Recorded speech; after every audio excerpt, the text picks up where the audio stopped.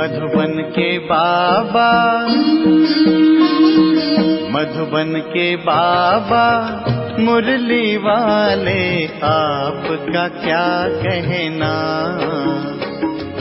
आपका क्या कहना। ओम शांति। आज 21 मई 2026 के साकार मधुर महावाक्य हैं। आज मीठे मीठे बाप दादा बोले, मीठे बच्चे, श्रीमत पर चलकर सबको सुख दो। आसुरी मत पर दुख देते आए, अब सुख दो सुख लो। बाबा ने कहा, मीठे बच्चे, श्रीमत पर चलकर सबको सुख दो। आसुरी मत पर दुख देते आए, अब सुख दो और सुख लो। बाबा ने प्रश्न पूछा है कि बुद्धिमान बच्चे किस राज को समझने के कारण ऊंच पद पाने का पुरुषार्थ करते हैं। उत्तर में बाबा ने समझाया कि वो समझते हैं कि ये दुख और सुख, हार और जीत का खेल है।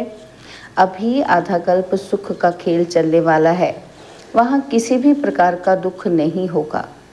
अब नई राजधानी आने वाली है, उसके लिए बाप अपना परम धाम छोड़कर हम बच्चों को पढ़ाने आए हैं। अब पुरुषार्थ कर ऊंच पद लेना ही है। मुरली का गीत है, बदल जाए दुनिया न बदलेंगे हम। ओम शांति। मीठे मीठे बच्चों ने अर्थ समझा। यहाँ कोई कसम खाने की दरकार नहीं है, यह तो आत्मा में समझ चाहिए। आत्मा तमो प्रधान होने के कारण बिल्कुल ही बेसमझ हो गई है। बच्चे जानते हैं कि हम कितने बेसमझ थे और अब कितने समझदार बने हैं। दूसरे सत्संग आदि में ये बातें होती ही नहीं। वह शास्त्र रामायण आदि पढ़ते हैं, एक कान से सुना और दूसरे कान से निकल जाता है। कोई प्राप्ति ही नहीं। यज्ञ तप दान पुण्य आदि बहुत करते हैं, धक्के खाते रहते हैं, प्राप्ति कुछ भी नहीं। बाबा कहते हैं, इस दुनिया में कोई को सुख है नहीं। अब बाप सारी समझ देते हैं। सबको सुख शांति देने वाला एक ही बाप है। मनुष्य तो बिल्कुल ही घोर अंधियारे में है। भक्ति मार्ग वाले भी याद करते रहते हैं, हे दुख हरता सुख करता सदगति दाता। देखो दुनिया में क्या लगा पड़ा है, सबको दुख लगा ही रहता है। जो भी मनुष्य मात्र हैं, किसी को भी ये पता ही नहीं कि बाप कौन है, बाप से क्या वर्षा मिलता है। बेहद के बाप को जानते ही नहीं, धक्के खाते रहते हैं शांति के लिए। तो बाबा कहते हैं, अभी किसने कहा कि मन की शांति चाहिए? आत्मा कहती है। ये भी मनुष्य नहीं जानते। देह अभिमान है ना, तो साधु संत आदि सब दुखी हैं, सब शांति चाहते हैं। बीमारी आदि तो साधु संतों को भी होती है, एक्सीडेंट होते हैं। दुनिया में दुख के सिवाय और कुछ तो है नहीं। अभी तुम बुद्धिवान बने हो। बाप ने समझाया है कि ड्रामा के अंदर नई दुनिया और पुरानी दुनिया, सुख और दुख का खेल बना हुआ है। बाप ने तुम्हारी बुद्धि का ताला खोला है और सब मनुष्य मात्र की बुद्धि को गोदरेज का ताला लगा हुआ है। बिल्कुल ही तमो प्रधान बुद्धि है। तुम बच्चे नंबरवार पुरुषार्थ अनुसार जानते हो कि बरोबर बेहद का बाप मिला है। वह सृष्टि के आदि मध्य अंत का राज सुनाते हैं। ये खेल कैसे बना हुआ है? जब सुख होता है तब दुख का नाम नहीं होता। तुम बच्चों की बुद्धि में है कि हम बाप से सुख शांति संपत्ति का वर्षा ले रहे हैं। सतयुग से लेकर त्रेता अंत तक कोई दुख नहीं होगा। अब तुम रोशनी में हो, तुम पुरुषार्थ कर रहे हो अपनी राजधानी में एक दो से ऊंच पद पाए। ये स्कूल है बेहद का। बेहद का बाप पढ़ाते हैं। तुम जानते हो वह हमारा मोस्ट बिलवेड बाप है, जिसकी अपरम अपार महिमा है। वह ऊंच ते ऊंच और बाप श्रीमत देते हैं। बाकी सब मनुष्य मात्र आसुरी मत पर एक दो को दुख ही देते हैं। तुम्हें श्रीमत पर सबको सुख देना है। इस ड्रामा में हम एक्टर्स हैं, ये कोई भी नहीं जानते। तुम बच्चे अब समझते हो कि इस ड्रामा में भारतवासियों का ही ऑलराउंड पार्ट है। आगे तुम कुछ भी नहीं जानते थे। अब तो मूल वतन से लेकर सूक्ष्म वतन, स्थूल वतन, सबको तुम जान गए हो। तुमको सच्चा ज्ञान है। परमपिता परमात्मा हमको इन द्वारा पढ़ा रहे हैं। बाबा हमको त्रिलोक का सारा ज्ञान दे रहे हैं। ये है ही कांटों का जंगल। बच्चे जानते हैं कि अभी हम कांटों से फूल अर्थात मनुष्य से देवता बनते हैं। यहाँ तो छोटे बड़े सब दुख देते हैं। गर्भ में माता को बच्चे दुख देते हैं। ये बहुत ही छी पुरानी दुनिया है। इस सृष्टि चक्र को कोई भी नहीं जानते हैं। हम कहाँ से आए, कितने जन्म लिए, फिर कहाँ जाना है, कुछ भी नहीं जानते। बेहद का बाप अर्थात सब सीताओं का एक राम वह निराकार है। तुम सभी सीताएं हो। बाप है ब्राइड ग्रूम। एक साजन की सब सज्जनियाँ भक्तियाँ हैं। जो भी सीताएं हैं सब रावण की जेल में फंस शोक वाटिका में आ गई हैं। सारी दुनिया के सब मनुष्य मात्र एक भगवान को याद करते हैं। भक्तों का रक्षक भगवान को कहते हैं। तुम सब अभी ब्रह्मा मुख वंशावली ब्राह्मण हो। ब्राह्मण जानते हैं कि हमको शिव बाबा पढ़ा रहे हैं। बाबा से वर्षा जरूर मिलता है। शिव बाबा है स्वर्ग का रचयिता। स्वर्ग कहो अथवा दैवी राजधानी कहो, यह स्वर्ग की राजधानी है ना, तो लक्ष्मी नारायण स्वर्ग के मालिक हैं। यह भी अभी तुम समझते हो। यहाँ जब सतयुग था तो लक्ष्मी नारायण का राज्य था। अभी है कलयुग। मनुष्य तो बेचारे घोर अंधियारे में होने के कारण कुछ नहीं जानते कि अभी कलयुग का अंत है। विनाश सामने खड़ा है। तुम सब सीताओं का सदगति दाता एक राम है। सीताएं सब दुर्गति में हैं, परंतु ये कोई समझते थोड़ी हैं कि हम दुर्गति में हैं। अपनी साहूकारी का ही नशा है। हमको इतने मकान हैं, इतना धन है, इतने महल हैं, ये किसी को पता ही नहीं कि दुख की दुनिया अब बदलनी है। मौत सामने खड़ा है। सब मिट्टी में मिल जाना है।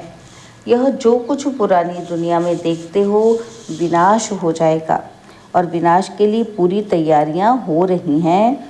ये अभी महाभारत लड़ाई है। बाबा कहते ये वही वाली महाभारत लड़ाई है। वही गीता का भगवान है, परंतु बाप की बायोग्राफी में बच्चे का नाम डाल दिया है। अब शिव बाबा तुमको राजयोग सिखा रहे हैं। बड़े से बड़ी भूल ही ये है जो भगवान का नाम गुम कर दिया है।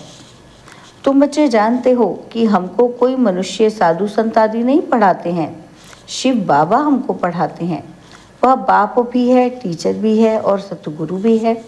सब कुछ है।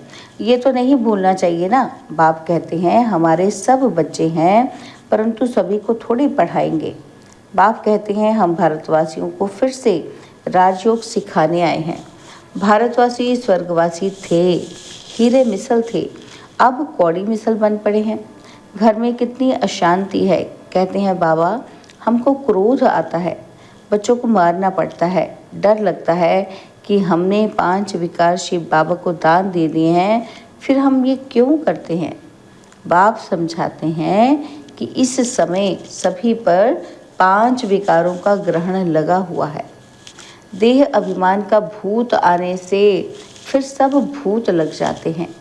अब बाप कहते हैं देही अभिमानी बनो। अभी तुमको समझ मिली है। सतयुग में भी हम आत्म अभिमानी थे। समझते हैं आत्मा का ये शरीर अब पुराना हुआ है, आयु पूरी हुई है, इसलिए ये शरीर छोड़ अब नया लेना है। सर्प का मिसाल, बाबा कहते सर्प की एक खाल पुरानी होती है तो फिर दूसरी नई ले लेते हैं। यह दृष्टांत है सतयुग के लिए। वहाँ तुम ऐसे शरीर छोड़ते हो, दुख की बात ही नहीं रहती। और यहाँ कितना दुख होता है, रोना पीटना आदि रहता है। अब तुम बच्चे जानते हो कि ये पुरानी खाल है। यहाँ कोई नई खाल नहीं मिलनी है। ये अंतिम पुरानी जुत्ती है। अभी तुम उनसे तंग हो गए हो। वहाँ तो खुशी से एक शरीर छोड़ दूसरा लेते हैं। इन बातों को भी तुम समझते हो। और यहाँ कितने नए आते हैं, समझते थोड़ी हैं। 2-4 रोज़ यहाँ से समझ कर जाते हैं, फिर भूल जाते हैं। हाँ, अच्छी रीति सुना, खुशी हुई तो प्रजा में आ जाएंगे। प्रजा भी तो ढेर बननी है ना। यह है ईश्वर का दर अथवा घर। तुम ईश्वर के घर में बैठे हो। परमपिता अपना परम धाम छोड़ यहाँ साधारण तन में आकर बैठा है। यहाँ तो बाप के पास आत्माएं रहती हैं। यहाँ संगम पर बाबा खुद आया है पतितों को पावन बनाने। उनको शिव निराकार ही कहते हैं। निराकार बाबा को आत्माएं ओ गॉडफादर कह पुकारती हैं। मनुष्य बिगड़ समझ के कह देते हैं ओ गॉडफादर। इन लक्ष्मी नारायण को भी यूरोपियन लोग भगवती भगवान कहते हैं। इन्हों को ऐसा किसने बनाया? इन देवताओं को कहते हैं कि आप सर्वगुण संपन्न 16 कला संपूर्ण हो, फिर खुद क्यों कहते हो? ये नहीं जानते कि ये भी मनुष्य है, भारत में ही राज्य करके गए हैं। उनके आगे जाकर फिर महिमा गाते हैं, अपने को नीच पापी कहते रहते हैं।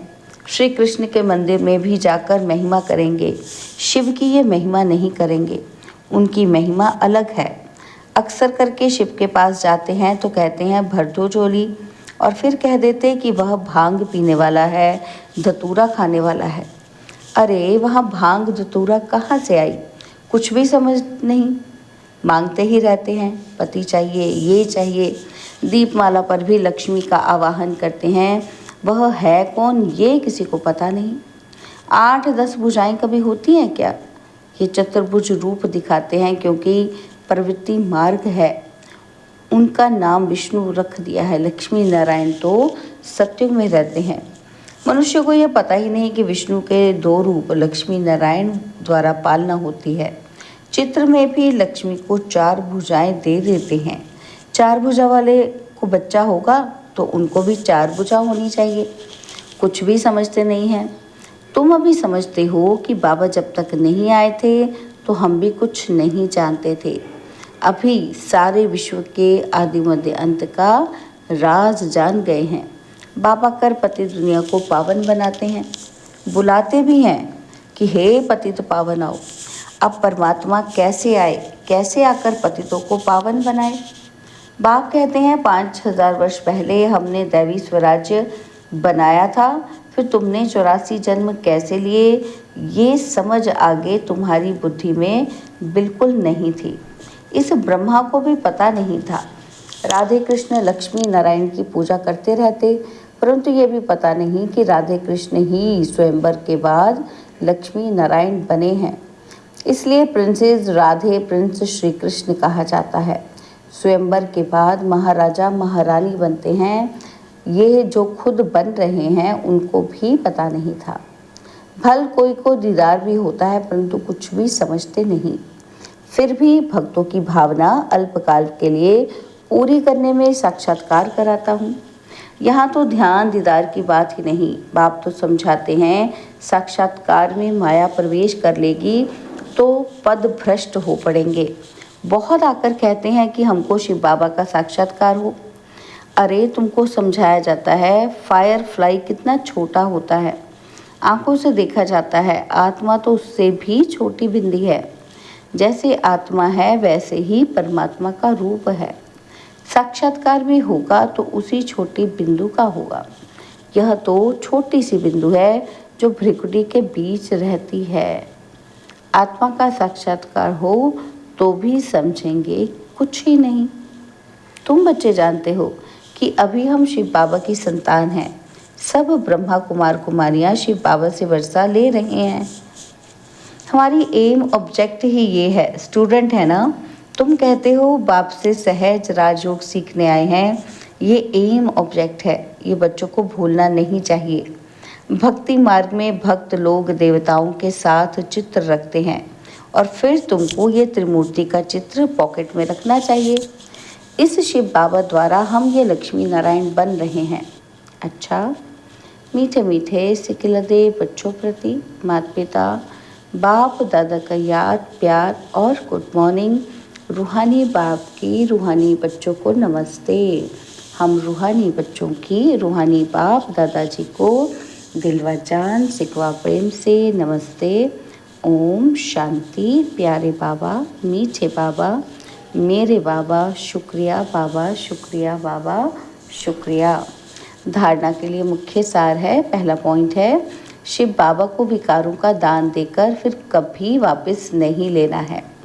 देह अभिमान के भूत से बचना है। इस भूत से सब भूत आ जाते हैं, इसलिए आत्म अभिमानी बनने का अभ्यास करना है। सेकंड पॉइंट है, ध्यान दीदार की आश नहीं रखनी है। एम ऑब्जेक्ट को सामने रख पुरुषार्थ करना है। श्रीमत पर सबको सुख देना है। बाबा ने आज हमें वरदान दिया, करावन हार की स्मृति से सेवा में सदा निर्माण का कार्य करने वाले कर्म योगी भव। करावन हार की स्मृति से सेवा में सदा निर्माण का कार्य करने वाले कर्म योगी भव। कोई भी कर्म योगी की स्टेज में परिवर्तन करो। सिर्फ कर्म करने वाले नहीं, लेकिन कर्म योगी हैं। कर्म अर्थात व्यवहार और योग अर्थात परमार्थ, दोनों का बैलेंस हो। शरीर निर्वाह के पीछे आत्मा का निर्वाह भूल ना जाए। जो भी कर्म करो वह ईश्वरीय सेवा अर्थ हो। इसके लिए सेवाओं में निमित्त मात्र का मंत्र व करनहार की स्मृति का संकल्प सदा याद रहे। करावनहार भूले नहीं तो सेवा में निर्माण ही निर्माण करते रहेंगे। स्लोगन है, सेवा में संबंध संपर्क में विघ्न पड़ने का कारण है पुराने संस्कार। उन संस्कारों से वैराग्य हो। सेवा व संबंध संपर्क में विघ्न पड़ने का कारण है पुराने संस्कार। उन संस्कारों से वैराग्य हो। बाबा के अव्यक्त इशारे, सदा अचल अडोल एक रस स्थिति का अनुभव करो। बाबा कहते सभी से श्रेष्ठ तख्त बाप दादा के दिल तख्त नशीन बनना है, लेकिन इस तख्त पर बैठने के लिए पहले अचल अडोल एक रस स्थिति का तख्त चाहिए। एक रस स्थिति के तख्त पर तब स्थित रह सकेंगे जब अकाल तख्त नशीन बनने का अभ्यास होगा। जैसे वह तपस्वी सदैव आसन पर बैठते हैं, ऐसे आप अपनी एक रस आत्मा की स्थिति के आसन पर विराजमान रहो। इस आसन को नहीं छोड़ो, तब सिंहासन मिलेगा। अच्छा, ओम शांति।